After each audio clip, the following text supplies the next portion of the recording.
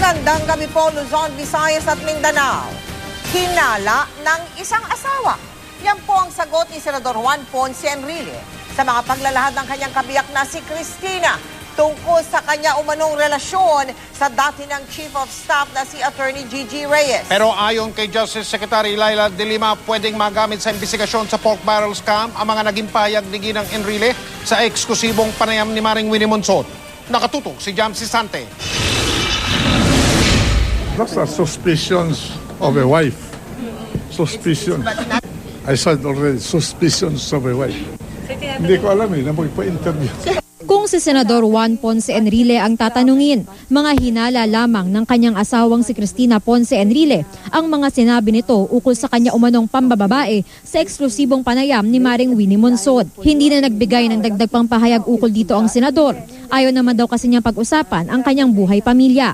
Sa panayam kay Mrs. Enrile, sinabi niyang muntik nang mauwi sa diborsyo ang kanilang pagsasama ng senador. This so-called affair between him and Gigi, they say that it was that affair which caused you to leave for the States. Yes. Is that true? Yes. It is true. What was your purpose for leaving for the States? Because I wanted to get a divorce. Why did you want to get a divorce after Gigi? Why not after all these other women who you... Because I had heard that she was already too long. Because he has had many girls before Gigi. Oh, many girls. But they don't last too long. And with Gigi, it lasted long.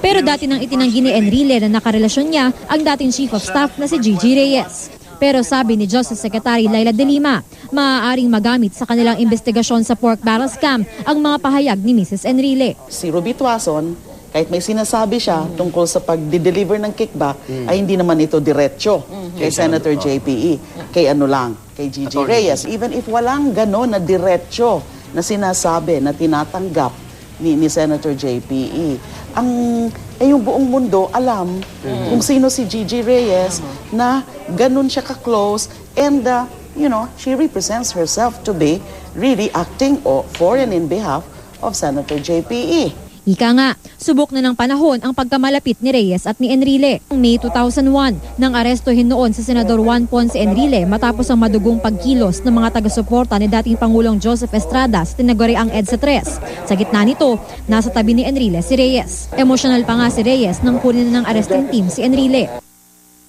25 taong naging staff ni Enrile si Reyes. Nitong 2012 lang, nakuhanan pa sila ng GMA News na magkasamang dumating sa birthday party ni dating Senador Richard Gordon. Pero nito lang isang taon, nagsumite si Reyes ng irrevocable resignation matapos depensahan ng sarili mula sa sinabi ni Senador Alan Cayetano na may kapangyarihan siya sa mga transaksyon ni Enrile. Jamsi Sante, nakatutok, 24 oras.